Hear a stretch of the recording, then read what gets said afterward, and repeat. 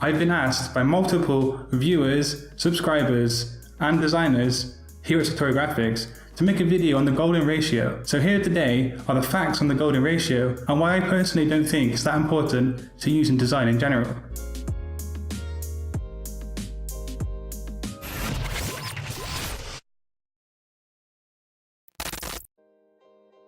The golden ratio first came about 2,300 years ago, where it was shown in one of the most influential mathematics textbooks ever. It states that two objects are in the golden ratio if the ratios are the same as the ratio as their sum to the larger of the two quantities.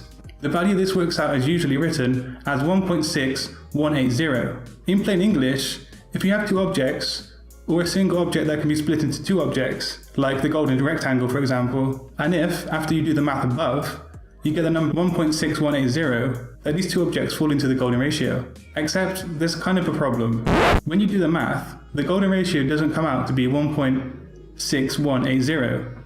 It comes out to be 1.618033 and so on, with the decimal points never ending. Kevin Devlin, who is a professor of mathematics at the Stanford University, has said that strictly speaking, it's impossible for anything in the real world to fall into the golden ratio.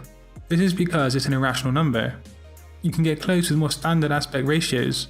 For example, the iPad is a 3:2 display, or the 16:9 display of your HD TV, which all come very close.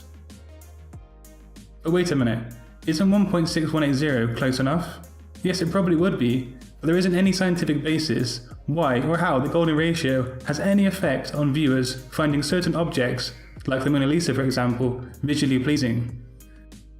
The idea that golden ratio has any relationship to aesthetics at all comes primarily from two people in history, one of whom was misquoted and the other of whom was making things up.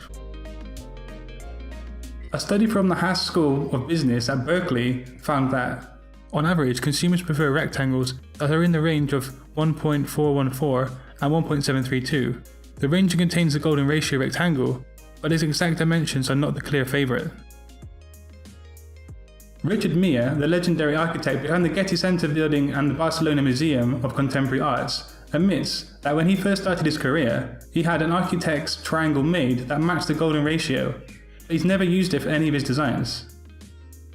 There are so many other numbers and formulas that are more important when designing a building. So I've explained how the golden ratio isn't scientifically backed up to be aesthetically pleasing to the viewer in any way, shape or form, and even the math behind it is flawed. But this isn't my main gripe with it, however. Here at Satori Graphics, we focus on graphic design content mainly, so let's take a look at the golden ratio with regards to graphic design. In graphic design, there are trends just like with any form of society or culture. For example, at the end of 2016 to early 2017, you might remember seeing lots of logo designs that use a kind of cross element to them with 4 elements in each section of the cross. Now this was a trend. I've recently noticed that people are becoming more and more curious and interested with the golden ratio in regards to graphic design and logo design specifically. If you want to make your logo design based around it, fine, go ahead, you can do that. However, I feel that you might be restricting yourself and your creativity in doing so. You might even be harming the client's brand identity by doing this. Why? Well, because when you're making a logo design for a company or brand, you need to express that brand and what it says through a logo design.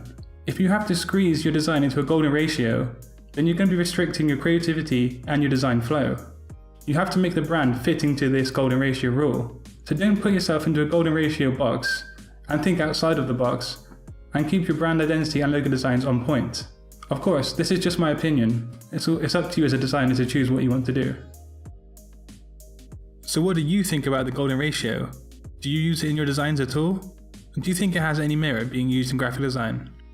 Let me know in the comment section below, and if you did enjoy the video, drop a like on your way out. Also, share this video to somebody else if you really found it useful. Until next time, design your future today. Peace.